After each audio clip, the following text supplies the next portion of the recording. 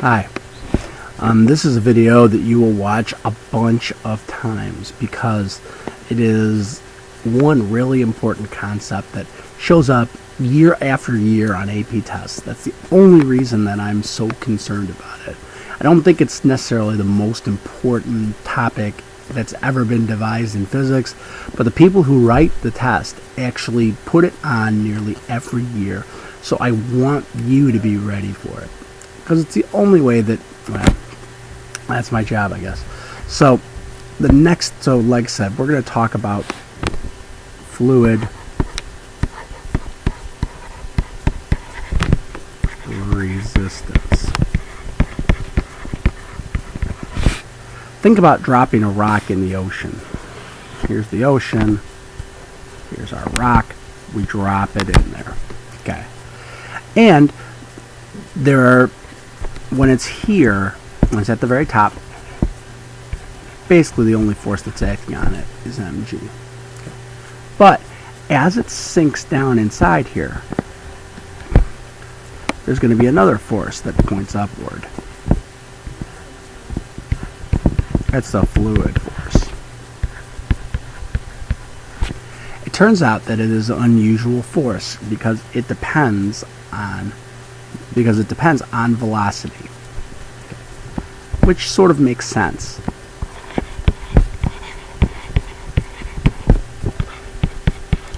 It sort of makes sense because the faster it goes, the more stuff it runs into.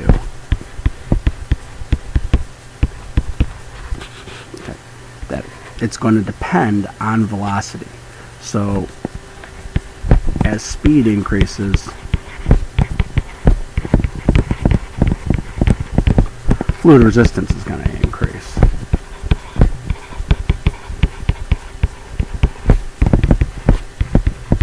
Which is a good thing. I mean, if you think about it, it makes a lot of sense. And it means that if you're falling out of an airplane, which, I don't recommend without a parachute. But if you are, there's only so fast you can go because the air is a fluid and it's going to slow you down. Well, I shouldn't say that. It's going to keep you from speeding up because if we look at this is still mg. As we go down further, the fluid force, if we made a graph of force versus depth,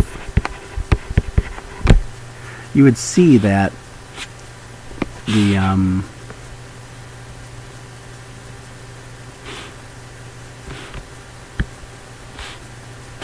the force due to gravity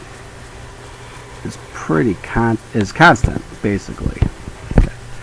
But if we looked at fluid force, I should maybe change this to velocity.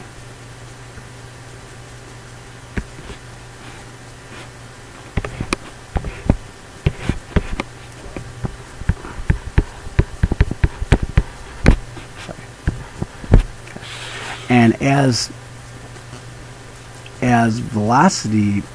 the velocity goes up, the fluid resistance force is going to go up. So eventually the two meet. Now if you notice, there is this is the fluid resistance.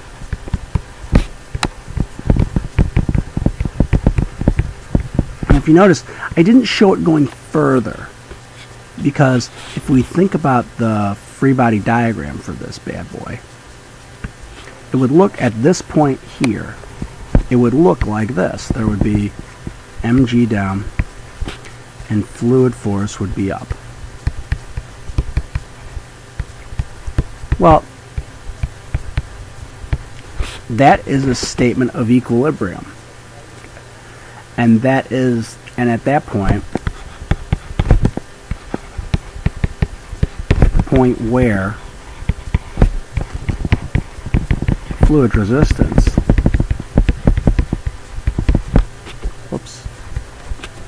equals mg, the acceleration is 0. The net force is 0. And since it's already moving, it means that the velocity is constant. And we call that velocity terminal velocity. I'm sure you've heard that term in reference to things falling or whatever. What we mean by terminal velocity is it is the fastest speed an object can have due to fluid resistance. I mean, cars have a maximum speed, and if you think about it, the maximum speed of a car has almost nothing to do with the engine. I mean, if we took like the smart car, and there was no air resistance, and we were able to just apply a constant force to it, it would go forever and ever and ever, and it would get faster and faster and faster. I mean, we would end up with a car that you could go up 1,000 miles an hour in it. I mean, it's possible, unlikely, but possible. But it's the air resistance that stops that from happening, and it depends on velocity. Now, I want to point out we're looking at a falling object like a stone. If we look at the graphs, like a y versus time graph, and we're going to say that we're going to do the because technically it probably is headed up. Okay. What's going to happen is we're going to end up with, if we had let me undo that. If we had a regular non-fluid resistance, it would just be like that, and it would go up forever. That's it. That's with no fluid resistance. No air resistance, we say too. But if we have some form of fluid resistance, then we're going to have, first of all, it's going to be more shallow, and eventually it's going to reach a constant speed. This slope of this line here is the terminal velocity.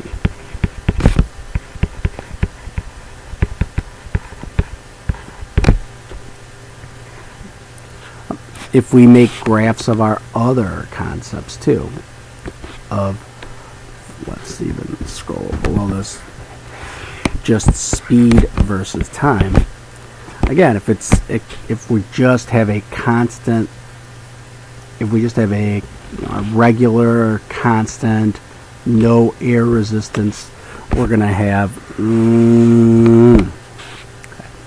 that's not what we're going to get at all with this fluid resistance thing.